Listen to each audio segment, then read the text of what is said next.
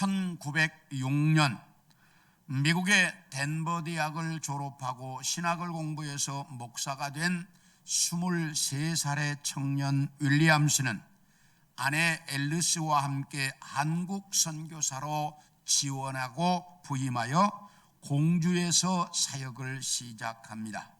사역을 시작하면서 한국의 형편을 살펴보니 교육이 제일 우선이겠다는 판단이 들어 공주의 영명중고등학교를 설립했습니다. 그래서 유관순 같은 민족의 지도자를 양성했는데 이것이 문제가 되어서 1940년 일본이 강제 추방을 합니다. 그래서 한국 온 지 34년 만에 추방을 당해 인도에서 사역을 하다가 1962년 미국에서 79살의 나이로 하늘나라로 가셨던 윌리엄스라고 하는 한국 선교사가 있었는데 이분의 한국 사랑은 유별이 났습니다. 먼저 자기 자신의 이름을 한국어로 우리암이라고 지어서 자기 이름을 우리암이라고 불렀고, 첫째 아들이 태어나자 한국의 광복을 기원한다는 의미에서 우광복이라고 아들 이름을 지었습니다. 그리고 한국에서 34년 동안 선교하는 기간에 5명의 자녀를 낳았는데 2아이가 풍토병으로 죽었습니다. 그 중에 11살의 나이에 죽은 큰딸아이는 이 공주 영명중고등학교 뒷동산에 묻혀 있습니다. 그리고 큰아들 우광복은 공주 영명중학교를 다니다가 14살 때 미국으로 들어가서 공부하고 의사가 되어 1945년 이제 미 해군 군의관으로 한국에 다시 옵니다. 그런데 이때 한국은 일본에서 해방이 되어 미국의 신탁 통치가 시작되었는데 그때 한국 신탁 통치를 주관했던 사람이 미국의 하지 장군이라고 하는 사람이었습니다. 이 하지 장군이 한국의 신탁 통치를 하면서 누군가 자기가 신뢰할 수 있고 정말 한국 실정을 잘 알고 영어와 한국어를 자유자재로 구사할 수 있는 사람이 없을까 해서 찾았는데 그때 이제 이렇게 찾은 사람이 군의관으로 한국에 자기와 함께 와 있던 우광복이었습니다. 그래서 우광복은 하지 장군을 도와서 대한민국 정부가 수립되는데 지대한 공헌을 하게 되는데 이때 하지 장군이 우광복에게 이렇게 말합니다. 자네가 나보다 한국에 대해서 더 잘하니까 앞으로 이 한국을 이끌어갈 인사, 정말 이 지도자 50명을 좀 추천해달라. 그랬더니 우광복이 50명을 추천하면서 그 중에 70%인 35명을 기독교인으로 추천합니다. 특히 남한 전역을 돌면서 이제 국민의 의지를 파악해서 대한민국 국민들이 이승만을 대통령으로 원한다라고 해서 이승만이 귀국하는 데 결정적 역할을 했고, 처음 한국 정부가 수립할 때 문교부 장관을 기독교인으로 임명을 해서 미신 타파의 앞장을 서게 했고, 국방부 장관을 기독교인으로 세워서 군목제도의 기틀을 마련했습니다. 그리고 재헌국회 국회의원들 대다수가 기독교인들이었는데 그래서 1948년 5월 30일 날 재헌국회가 시작이 되면서 이윤영 목사의 기도로 국회가 개원되었다라고 하는 것은 국회 속기록 첫 장에 기록이 되어져 있습니다.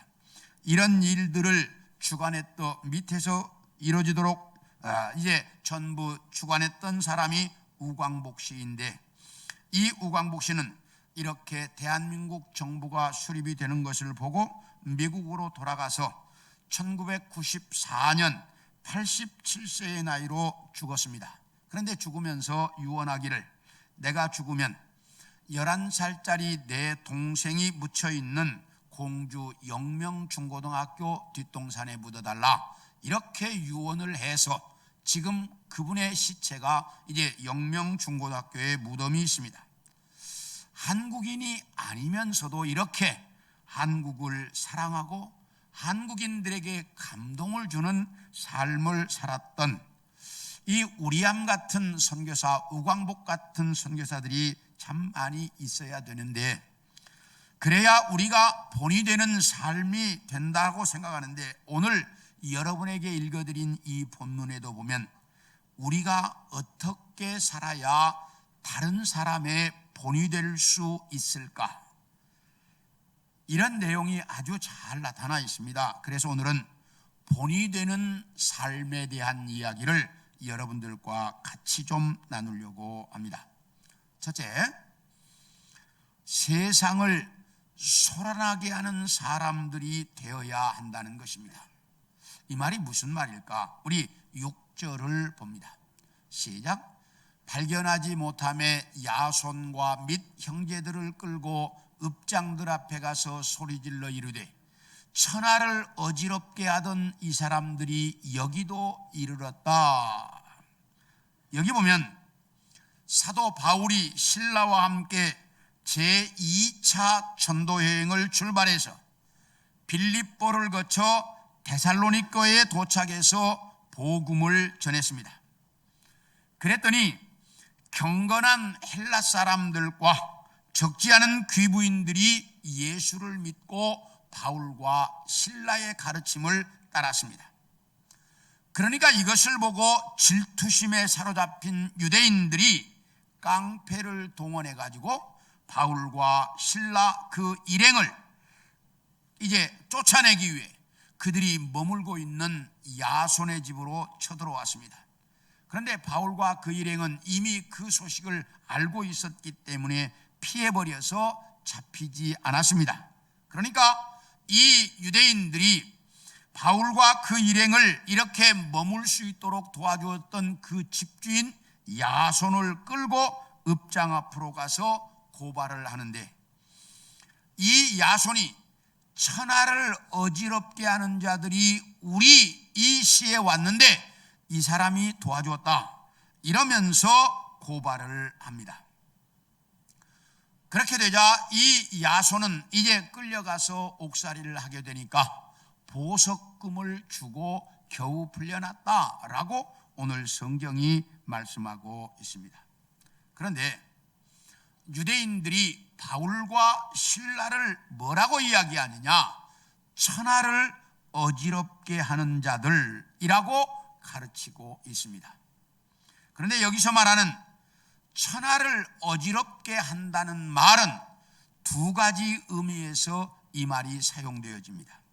첫째는 부정적 의미에서 이 천하를 어지럽게 한다는 말이 있습니다.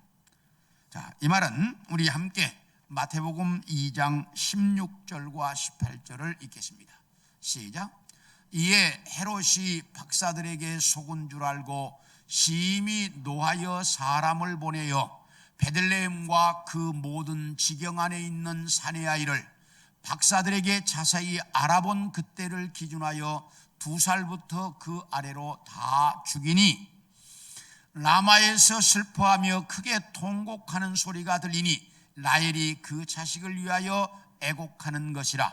그가 자식이 없으므로 위로받기를 거절했다 함이 이루어졌다. 이 말은 보면 동방박사들이 예루살렘으로 와가지고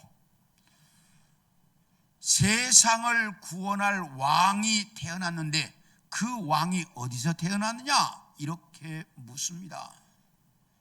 그러면서 하는 말이, 우리는 동방에서 별을 연구하는 사람들인데 하늘에 천하를 구원할 자가 태어났다는 별이 나타났다. 그래서 우리가 그 별을 따라 이거로 왔다. 그분이 어디 있냐라고 묻는 겁니다.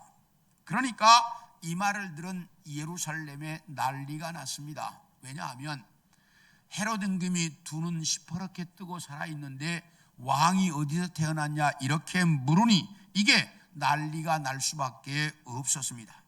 그러니까 이 소식을 들은 헤롯 임금이 메시아에 대한 그 지식을 알고 있었기 때문에 대제사장과 관계자들을 불러서 물었습니다.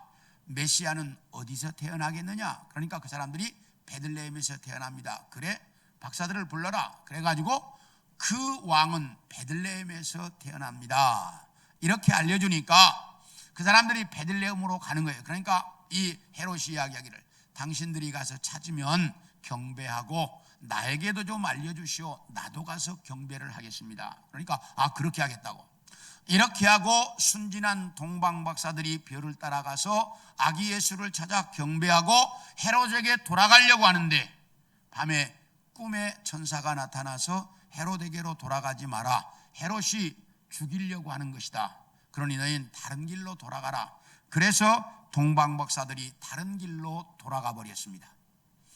헤롯이 아무리 기다려도 동방박사들이 안 나타나니까 시간이 지난 후에 내가 속았구나 하는 것을 깨닫고 이 헤롯이 베들레헴을 중심으로 해서 그 사방에 태어난 2살 아래의 아이들은 전부 다 죽여버렸다라고 말합니다.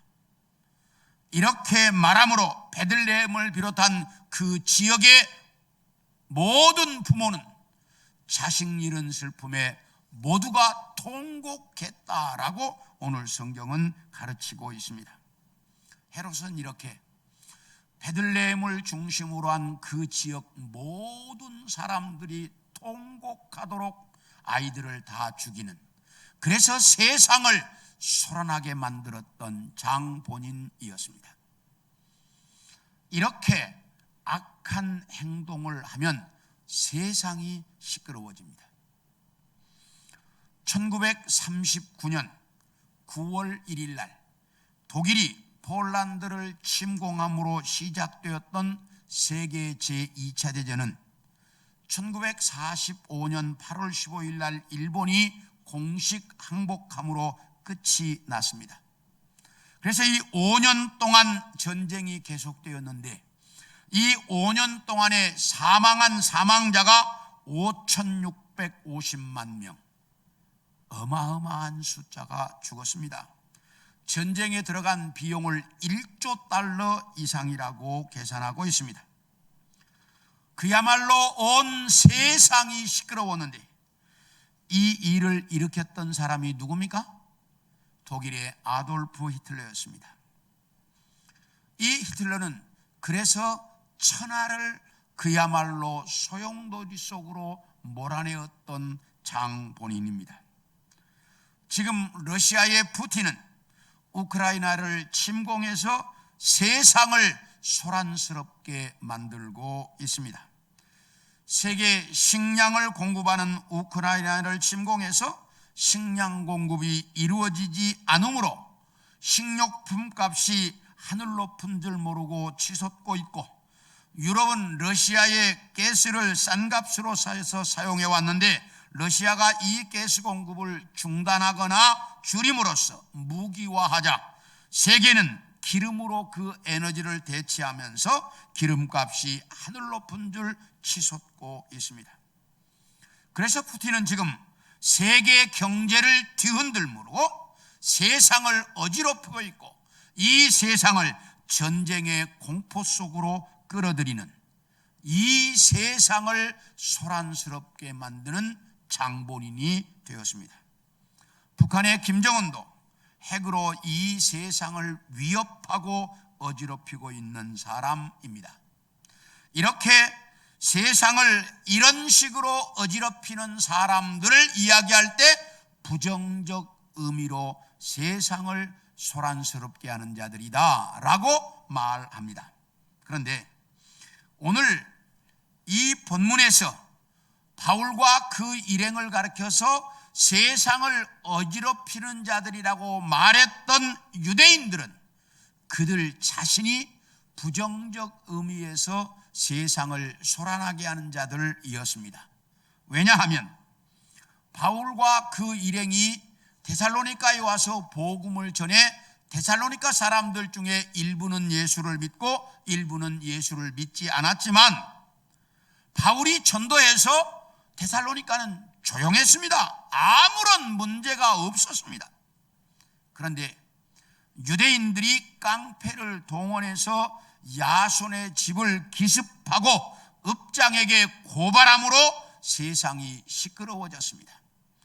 그러므로 실제로 세상을 어지럽게 만드는 자, 소란스럽게 만드는 자는 이 유대인들이었습니다.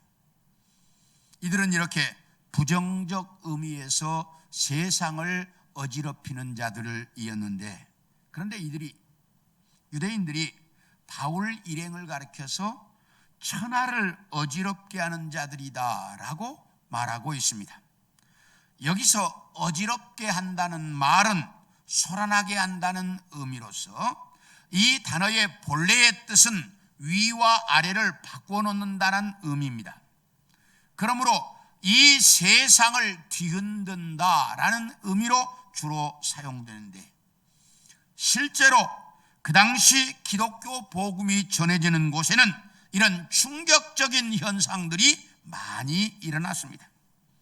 우리 사도행전 19장 19절을 봅니다. 시작. 또 마술을 행하던 많은 사람이 그 책을 모아가지고 와서 모든 사람들 앞에서 불사르니 그 책값을 계산한 적 은 5만이나 되더라. 여기 보면 사도 바울이 에베소에 가서 복음을 전할 때 두란노 서원을 만들어 놓고 거기서 2년 동안 가르쳤습니다. 2년 동안 가르쳤더니 이 도시에 엄청난 일들이 일어났습니다. 첫째, 에베소에 사는 유대인이나 헬라인이나 모두가 다 바울이 가르치는 말씀을 들었다라고 성경이 말하고 있습니다. 이 사람들이 모두가 다 믿지는 않았지만 그 도시에 사는 대부분의 사람들이 두란노 서원에 한두 번은 와 봤다는 말입니다. 여러분, 성남에 사는 성남 시민 대부분이 우리 교회에 한번 왔다 가면 어떻게 되겠어요? 한 번이라도? 아마 놀라운 일이 벌어질 거예요.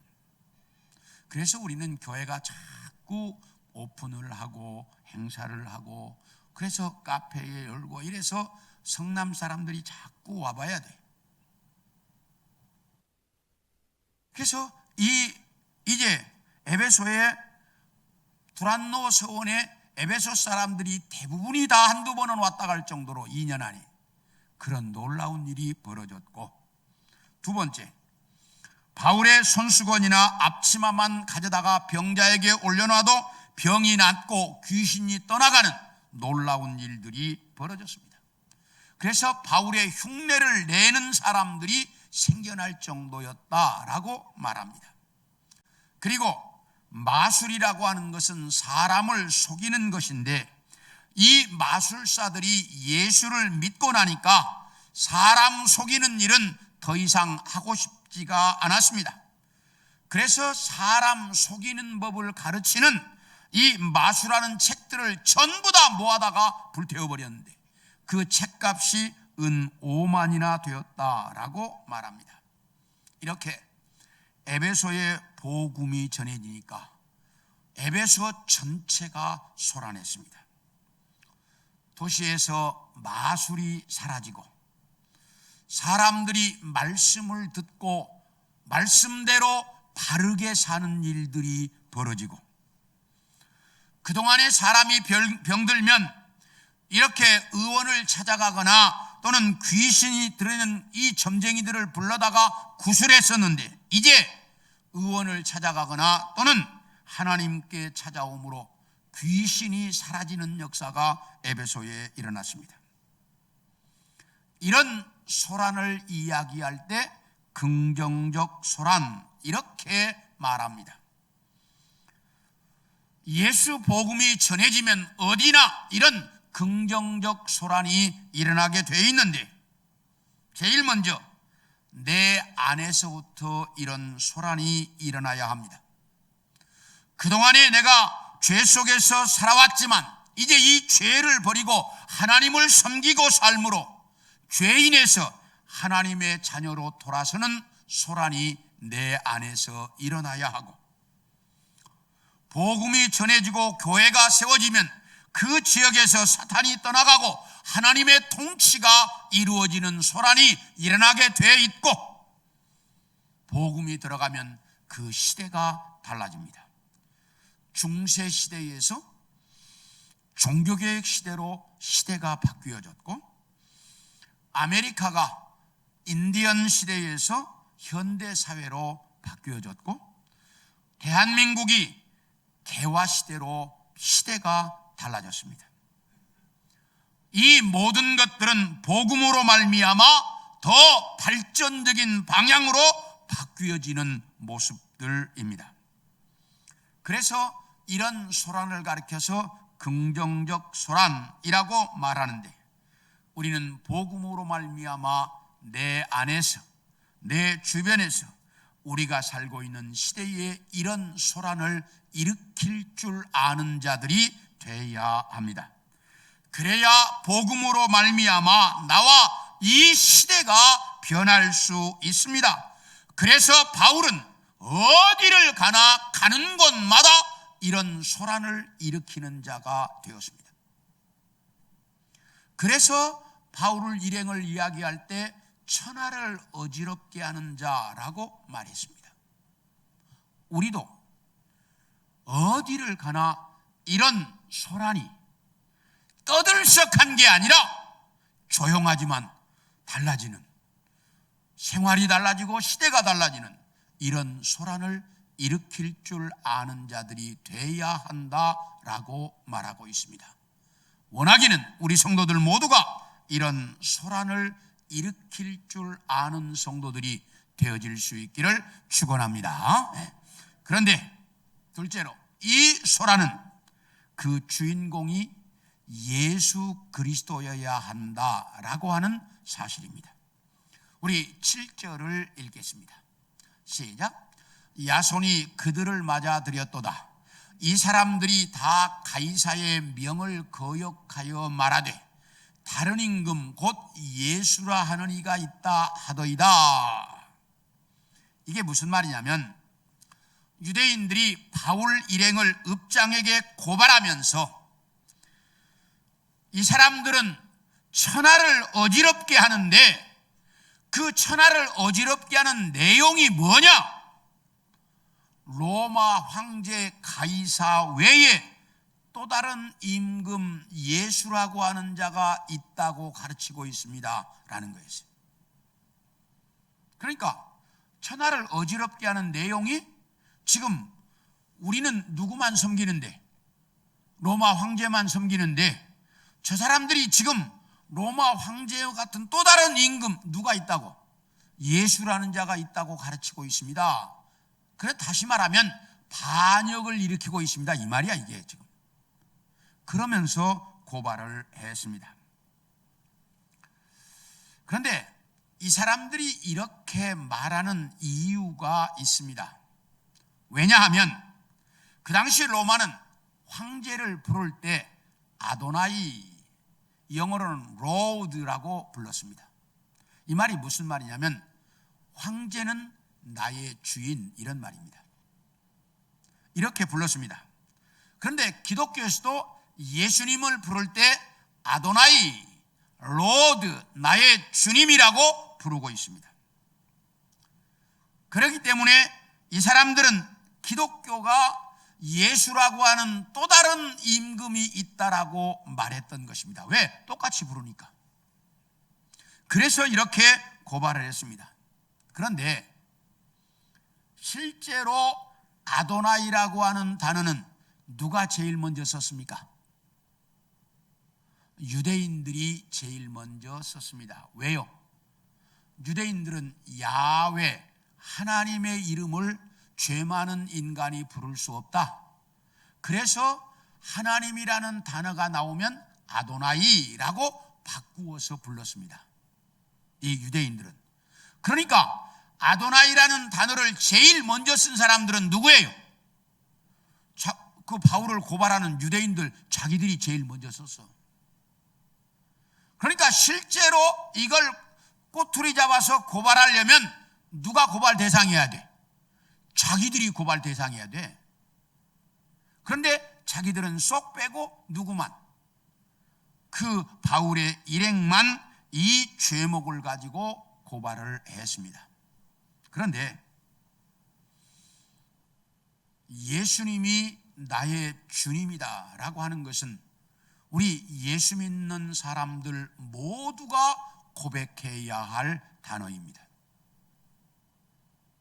우리 믿음의 사람들은 모두가 다 나의 주님이라고 고백할 수 있어야 한다 그 말이에요.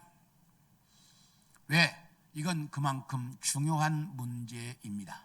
우리 요한복음 20장 28절을 보겠습니다. 시작.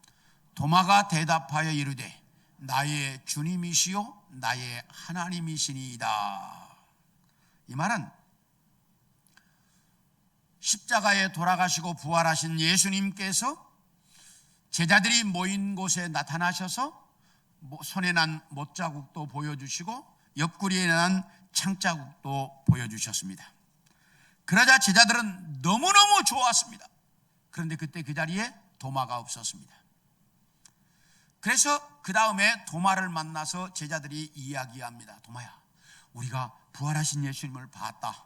그 예수님이 손에 난 못자국도 보여주시고 옆구리에 난 창자국도 보여주셨다. 그러니까 도마가 그걸 말이라고 해? 나는 내가 내 손가락으로 예수님의 손에 난 못자국을 만져보고 예수님의 옆구리에 난 창자국에 내 손을 넣어봐야만 믿을 수 있어. 나는 못 믿겠어. 이렇게 믿지 못했습니다. 그런데 그 일이 있고 나서 8일쯤 지났을 때 제자들과 도마가 함께 있는데 부활하신 예수님이 나타나셨습니다. 그래가지고 도마를 향해서 도마야, 너 이리 와서 네 손가락으로 내 손에 난 못자국을 만져보아라. 그리고 네 손을 내 옆구리 창자국에 넣어보아라.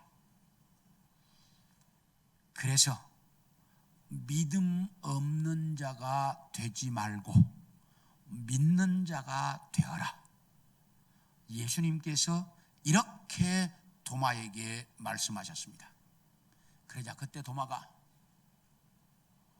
Jesus, 예수님, My Lord and my God, 주님, 나의 주님이시고 나의 하나님입니다 라고 도마가 고백했어.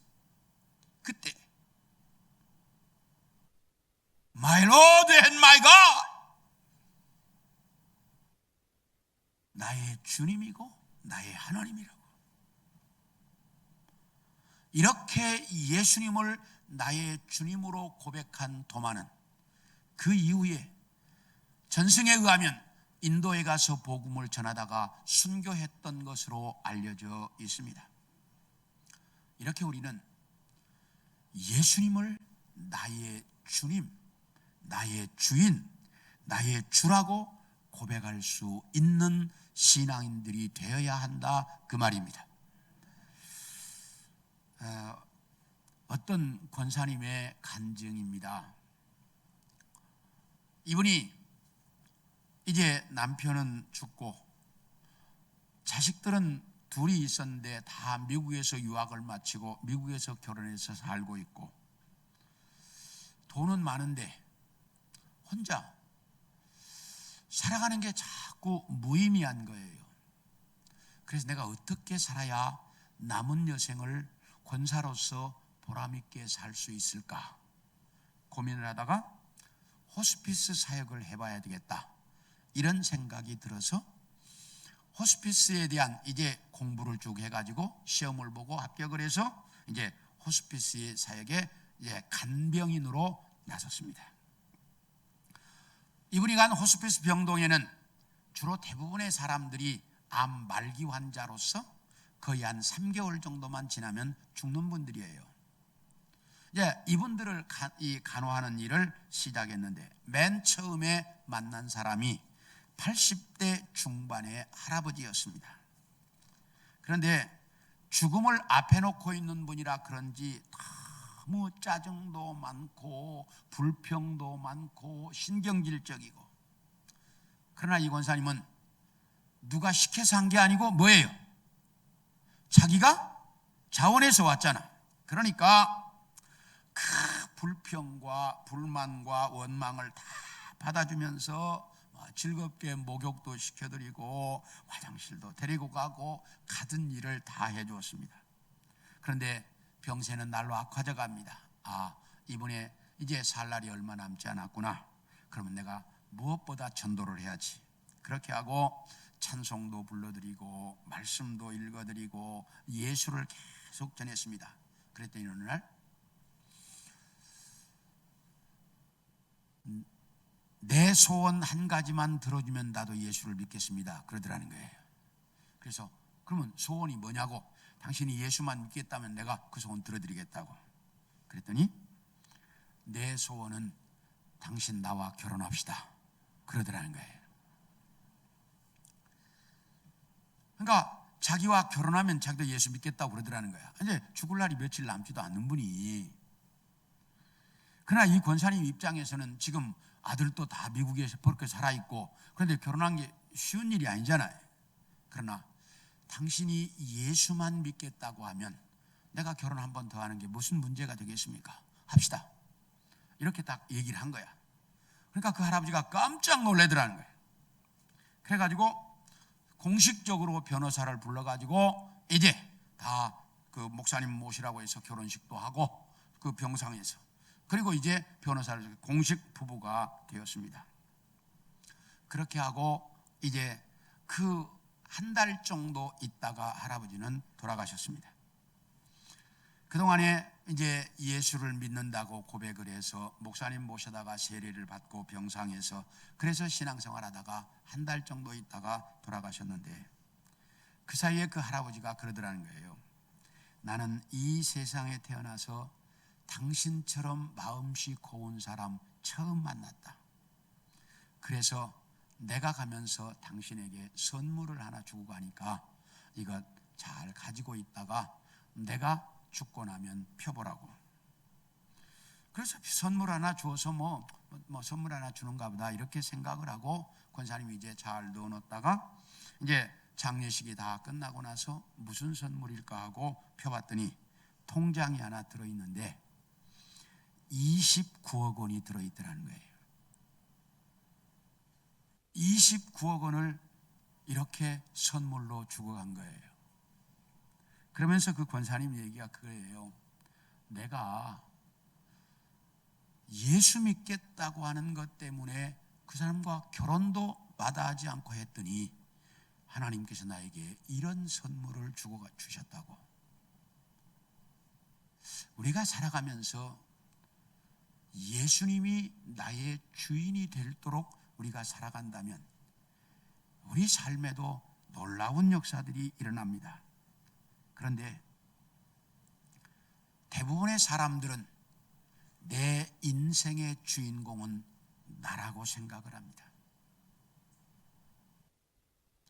그래서 내 인생 내 마음대로 산다고 생각하면서 살아갑니다.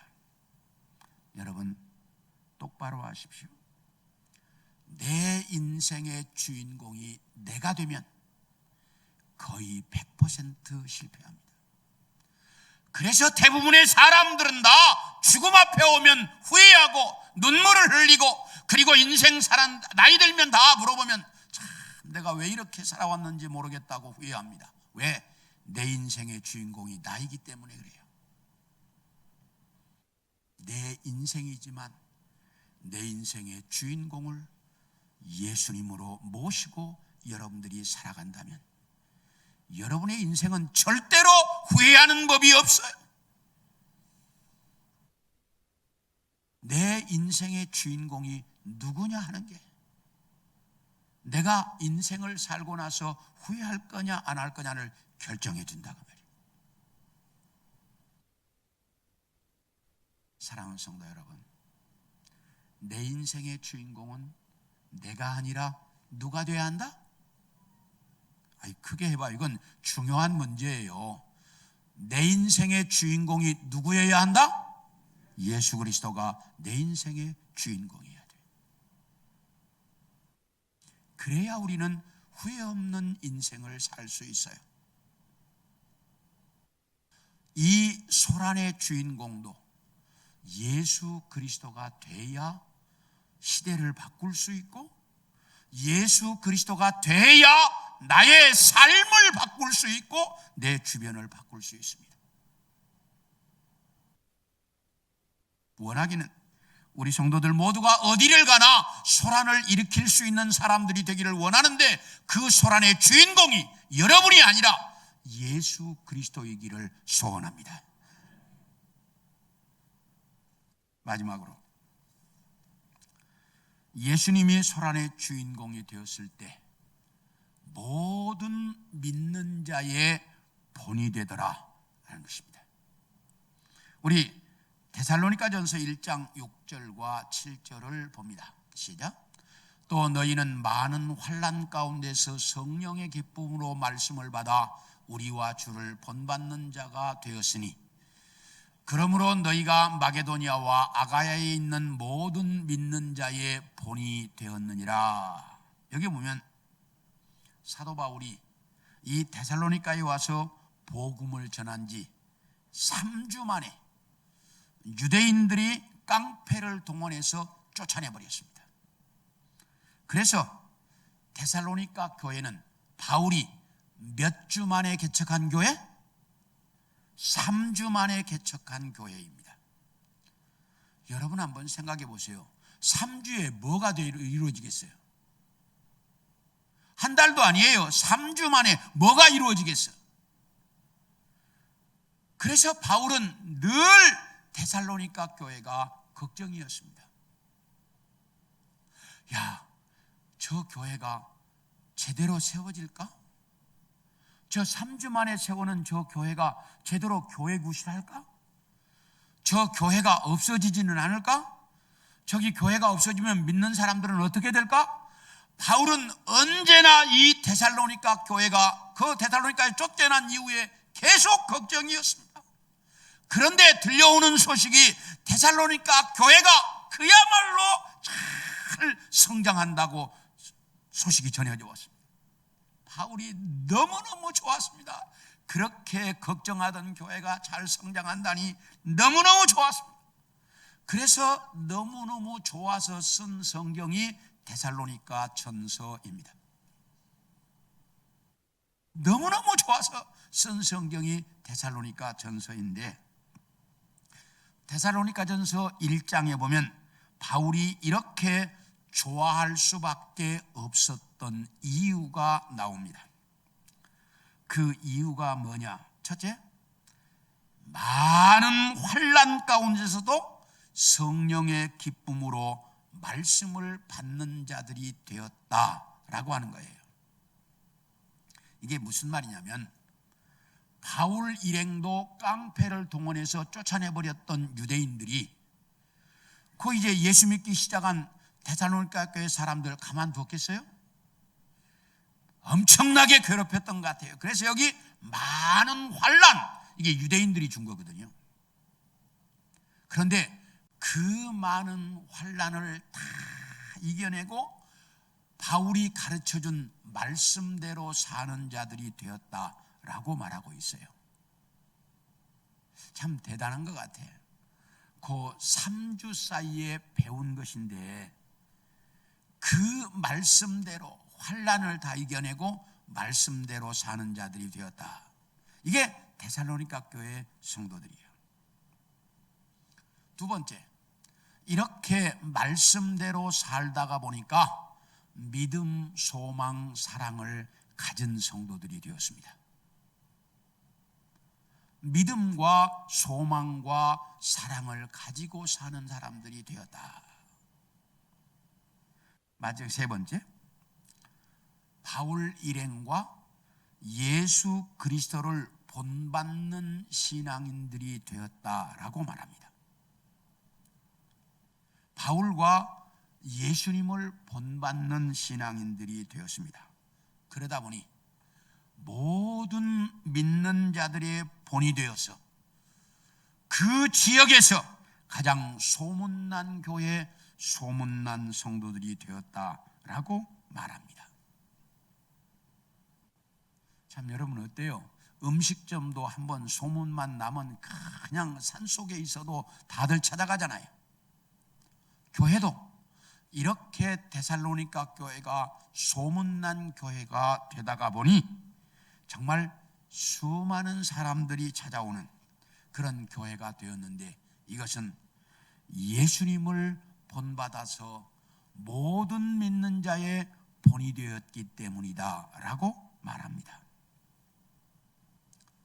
사랑하는 성도 여러분, 우리는 어디를 가나 이런 긍정적 소란을 일으킬 수 있는 자들이 되어야 합니다.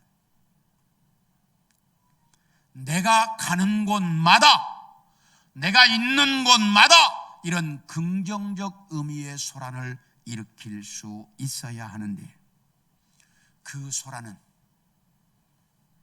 예수 그리스도가 주인공이 되어야 하고, 나는 예수 그리스도를 본받는 자가 돼야 그런 소란을 일으킬 수 있다라고 말합니다. 사랑하는 성도 여러분, 우리 성도들은 여러분들의 가정에서, 여러분들의 직장에서, 여러분들이 있는 곳에서 어디를 가나 이런 소란을 일으킬 수 있어야 돼요. 왜? 그러라고 주님이 우리를 부르셨기 때문에. 그런데 그 소란은 주인공이 누구여야 하고? 예수 그리스도여야 하고, 내가 주인공이 돼서는 안 돼. 그 주인공이 예수 그리스도여야 하고, 나는 예수님을 본받는 자가 돼야,